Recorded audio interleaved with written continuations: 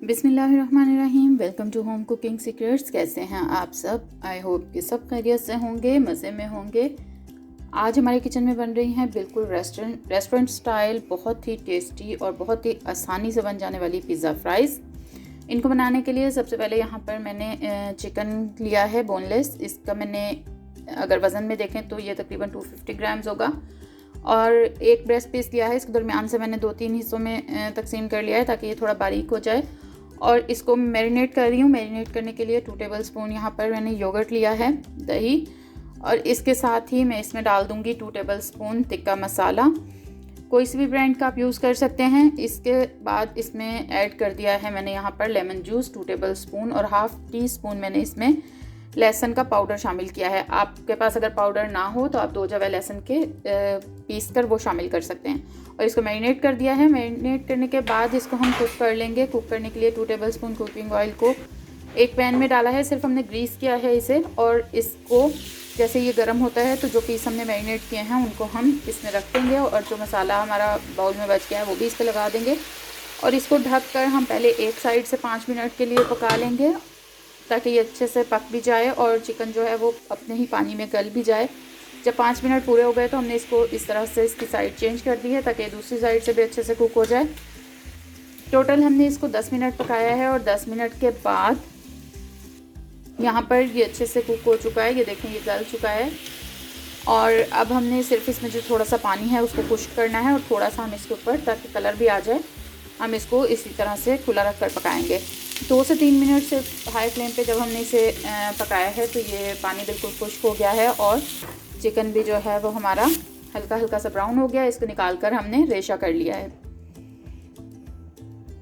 अब हम अपनी फ्राइज़ तैयार करते हैं। फ्राइज़ तैयार करने के लिए 4 मीडियम साइज़ के आलू लिए हैं मैंने, या फिर आधा किलो होंगे ये वज़न में। और इनको अब हम चिप्स की तरह काट लेंगे, जैसे नॉर्मल हम सादा चिप्स बनाते हैं तो काटते हैं, उसी तरीके से। बहुत बारीक हमने इनको नहीं काटना है और ना ही बहुत मोटा, दरमियाना सा हम इसको काटेंगे, तकरीबन इस साइज़ में। और इसी तरह से बाकी सारे आलू भी हम काट लेंगे। और सारे आलू काट लेने के बाद हम इसको ठंडे पानी में डाल देंगे, और ठंडे पानी में डालकर हम इसको तकरीबन 10 मिनट तक इसी तरह पानी में रहने देंगे। 10 मिनट के बाद ये वाला पानी हम फेंक देंगे, और इसमें दोबारा से ठंडा पानी डालकर हम आलू को धो लेंगे 2 दफ़ा।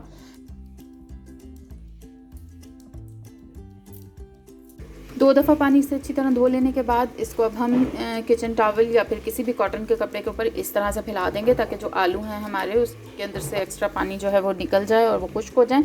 इस तरह से हम इसको थोड़ा सा रब कर लेंगे। और जब आलू हमारे खुश्क हो जाए, बाउल को भी हमने अच्छी तरह से खुश्क कर लिया है। अब हम इन आलूओं को इसमें ट्रांसफ़र कर देंगे, अपनी फ्राइज़ को। और इसके ऊपर हम डालेंगे कॉर्नफ्लोर 2 टेबल स्पून, और इसके साथ ही हम इसमें थोड़ा सा नमक शामिल करेंगे, 2-3 चुटकी। और इन दोनों चीज़ों को अच्छी तरह से इस तरह से मिक्स कर लेंगे बाउल को उठाकर, ताकि ये सारे जो हमारी फ्राइज़ हैं उन पर एक जैसा लग जाए। ऑयल को हमने गर्म होने के लिए रख दिया था मीडियम टू हाई फ्लेम पर, और इसमें हम अपनी जो फ्राइज़ हैं वो डालेंगे। लो फ्लेम पर या ठंडे ऑयल में नहीं डालेंगे, वरना ये बहुत सॉफ्ट हो जाएंगी। हाई फ्लेम पर हमने इनको फ्राई करना है, गोल्डन ब्राउन होने तक, लाइट ब्राउन कलर आ जाए यानी इन पर, जब इस तरह से। और जब ये इस कलर में आ जाएं फ्राई होते हुए, तब हम इनको ऑयल से निकाल लेंगे।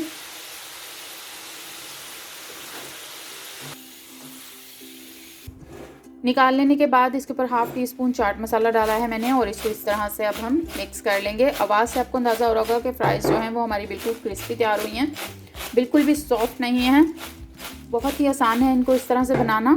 और अब हम इसको पिज़्ज़ा की शक्ल में सैम्पल कर लेंगे, और उसके लिए किसी भी बर्तन में जिसमें आप इसको बनाना चाहें, उसमें सबसे पहले जो फ्राइज़ हमने तैयार की हैं वो नीचे लगा लेंगे लेयर, और उसके बाद पिज़्ज़ा सॉस या फिर टमाटो केचप, दोनों में से कोई भी चीज़ आप इसके ऊपर थोड़ी डाल सकते हैं। मैंने यहाँ पर टमाटो केचप के अंदर थोड़ा सा नमक और कुटी हुई लाल मिर्च डाली है, और फिर मैं इसको लगा रही हूँ ताकि इसमें थोड़ा टेस्ट आ जाए। ये लगा लेने के बाद इसके ऊपर हम एक लेयर लगाएंगे मायोनीज़ की।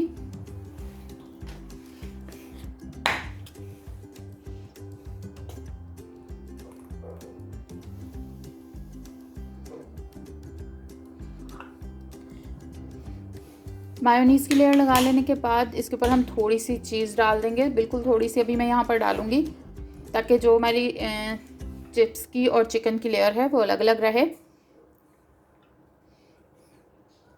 और अब जो हमने चिकन बना कर रखा था रेशा करके, वो हम इसके ऊपर डाल देंगे। बिल्कुल रेशा नहीं किया है हमने, थोड़े थोड़े से इसके चंक्स भी रहने दिए हैं। ये खाने में बहुत अच्छे लगते हैं चिप्स के साथ।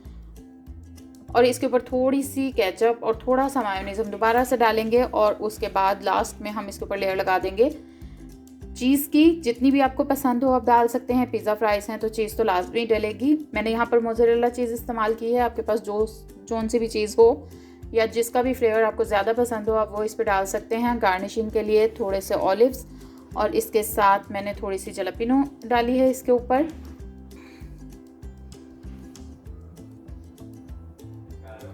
आप शिमला मिर्च और प्याज इस तरह की कोई चीज़ भी कट करके डाल सकते हैं, जैसे पिज़्ज़े के ऊपर डालते हैं, आपकी पसंद पर है। और सबसे एंड में मैं इसके ऊपर थोड़ा सा ऑरिगेनो और थोड़ी सी कुटी हुई लाल मिर्च स्प्रिंकल कर दूंगी। ये देखने में बहुत अच्छी लगती है और चीज़ में थोड़ा सा फ्लेवर और खुशबू भी आ जाती है। और उसके बाद हमने इसको बेक करना है। बेक सिर्फ करने का मकसद है चीज़ को मेल्ट करना, और अगर हो सके तो इसके ऊपर थोड़ा सा कलर लाना, क्योंकि बाकी सारी चीज़ें ऑलरेडी पकी हुई हैं इसमें।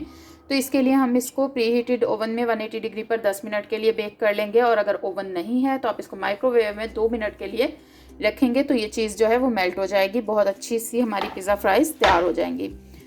मैंने 10 मिनट इसको ओवन में रखा है, और अब यहाँ पर बहुत ही ज़बरदस्त सी हमारी पिज़्ज़ा फ्राइज़ बन के बिल्कुल तैयार हैं सर्व होने के लिए। बच्चों को बहुत पसंद आती हैं ये। एक दफ़ा आप इसे ज़रूर ट्राई कीजिएगा। वीडियो अगर आपको पसंद आए तो लाइक और शेयर कीजिएगा। चैनल को सब्सक्राइब करना बिल्कुल भी मत भूलिएगा। Thanks for watching. अल्लाह हाफिज़।